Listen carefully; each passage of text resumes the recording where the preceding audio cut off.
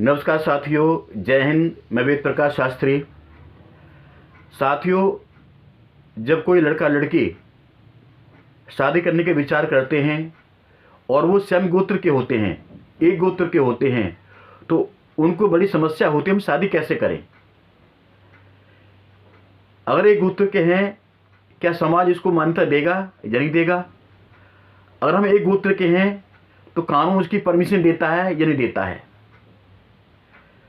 तो साथियों, आप इस वीडियो को पूरा देखें और आप इस वीडियो पर नए हैं तो आप सब्सक्राइब और लाइक भी जरूर कर दीजिएगा। साथियों, जब कपल या प्रेमी जोड़े शादी करने का विचार करते हैं, कोर्ट मैरिज करने का विचार करते हैं या आर्य समाज में शादी करने का विचार करते हैं, तो उनके सामने बड़ी समस्या आती है स्वयं गोत्र की। लड़का लड़की अगर एक गोत्र के हैं तो वो कानून शादी कैसे करें। क्या कानून इसकी परमिशन देगा या समाज इसकी परमिशन देगा या नहीं देगा। तो उनको अपना भविष्य को लेकर के बड़ी चिंता होती है मैरिज लाइफ के लिए, जब लड़का लड़की एक गोत्र के होते हैं। तो साथियों, कोई घबराने की आवश्यकता नहीं है, हर चीज का समाधान है। पहले तो मैं आपको बताता हूं कि इस गोत्र पर इतनी चर्चा क्यों होती है। गोत्र को लेकर के शादी के समय बड़ी समस्याएं खड़ी हो जाती हैं स्वयं गोत्र हो तो, और विशेषकर वो जो लड़का लड़की अपनी मर्जी शादी करते हैं यानी लव मैरिज करते हैं।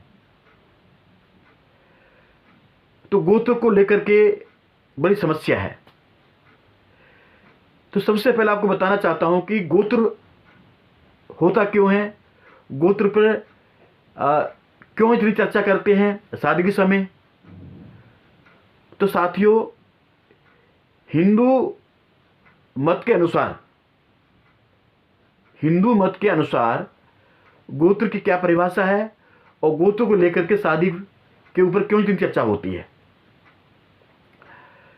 सबसे पहले समझें कि अगर लड़का लड़की एक गोत्र के हैं, स्वयं गोत्र के हैं, तो हिंदू मत के अनुसार, मैं बार बार बोल रहा हूं, हिंदू मत के अनुसार, कानून की नहीं, कानून की दृष्टि से नहीं, हिंदू मत के अनुसार अगर लड़का लड़की एक गोत्र के हैं, स्वयं गोत्र के हैं, तो उनके पूर्वज एक माने जाते हैं। जब पूर्वज एक हो गए तो जो लड़का लड़की हैं उनका भाई बहन का रिश्ता माना जाता है। और जब भाई बहन का रिश्ता माना जाता है तो वो इस शादी को वर्जित मानते हैं, इस शादी को गैर कानूनी मानते हैं हिंदू मत के अनुसार। तो साथियों,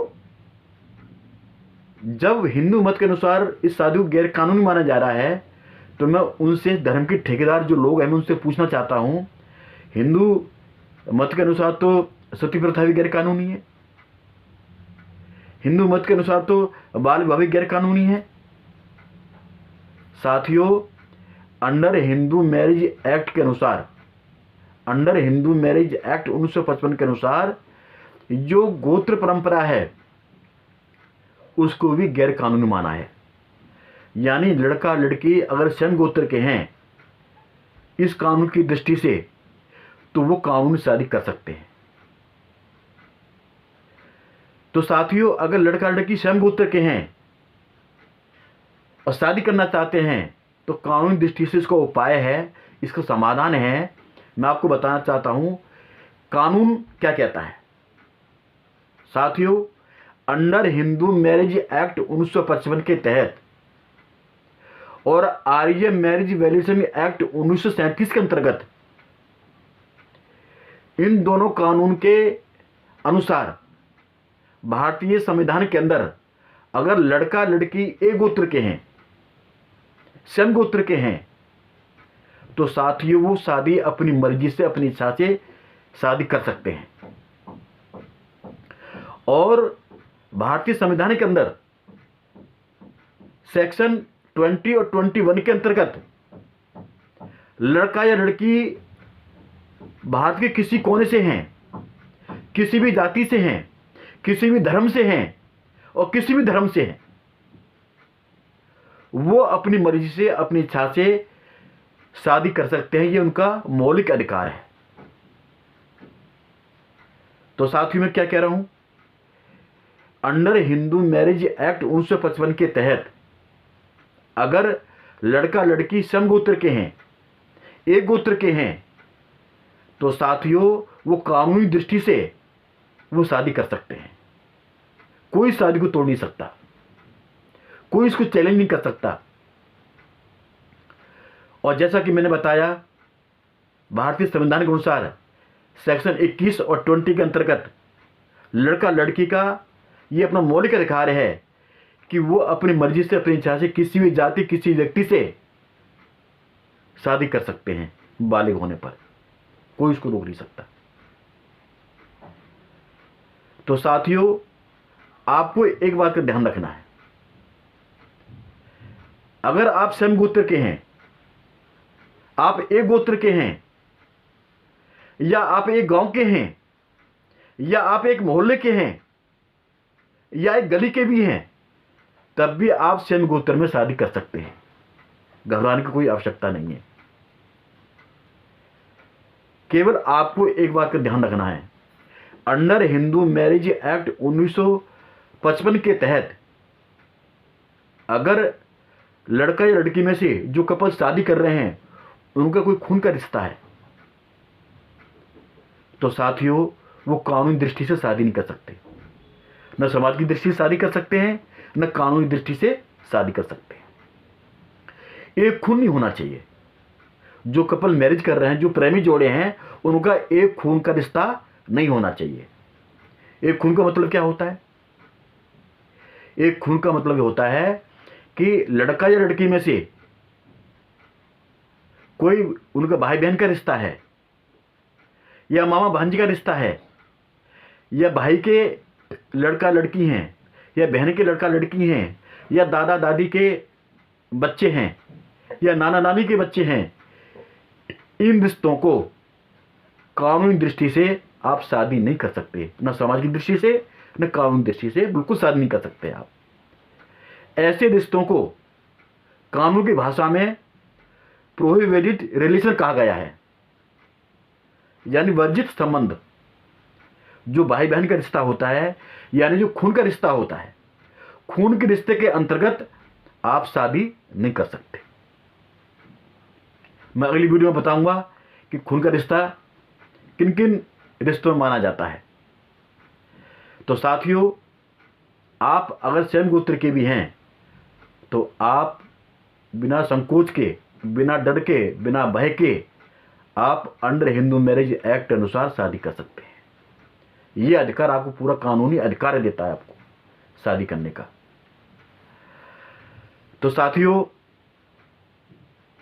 मैं आपको और एक बात बताना चाहता हूं कि जब आप इंटर का शादी करते हैं या स्वयं गोत्र में शादी करते हैं, तो साथियों मजबूत के साथ विचार करके शादी करें।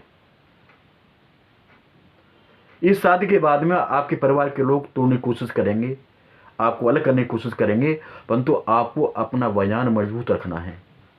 मैं बालिग हूं, मैंने अपनी मर्जी शादी की है, ये बयान आपको हमेशा याद रखना है। अगर आपने अपने बयान चेंज कर दिए तो साथियों आपको दिक्कत आ सकती है। आपके इस रिश्ते को, शादी के रिश्ते को तोड़ सकते हैं समाज के लोग। तो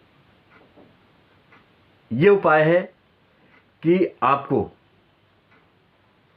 अंडर हिंदू मैरिज एक्ट के अंदर आप अगर सेम गोत्र के भी हैं, सरनेम सेम हैं, तो साथियों शादी कर सकते हैं। कानून आपको अधिकार देता है। बस आपको अपने बयान मजबूत रखने हैं। तो साथियों यही उपाय है, इस शादी को कोई तोड़ नहीं सकता। तो साथियों, अगर आप बिना किसी परेशानी से, बिना नोटिस के और जेन्युइन फीस के अंदर रजिस्टर्ड आर्य समाज में शादी करना चाहते हैं, या कोर्ट मैरिज करना चाहते हैं, या अंतरधर्मीय शादी करना चाहते हैं या गोत्र को लेकर के कोई समस्या आती है शादी के लिए, तो साथियों आप हमसे संपर्क कर सकते हैं। हम आपकी पूरी मदद और सहायता करेंगे। तो साथियों, अगर ये वीडियो आपको अच्छी लगी है तो इस चैनल को सब्सक्राइब करके घंटी जैसी आकृति को अवश्य दबाइएगा, ताकि मेरी वीडियो की नोटिफिकेशन सबसे पहले आपको मिले। और आपको ये वीडियो कैसी लगी, आप और क्या जानना चाहते हैं गोत्र को लेकर के और कानून शादी को लेकर के, तो साथियों आप मुझे कमेंट अवश्य करें, मैं इसका पूरा जवाब दूंगा। तो साथियों, जय हिंद, जय भारत।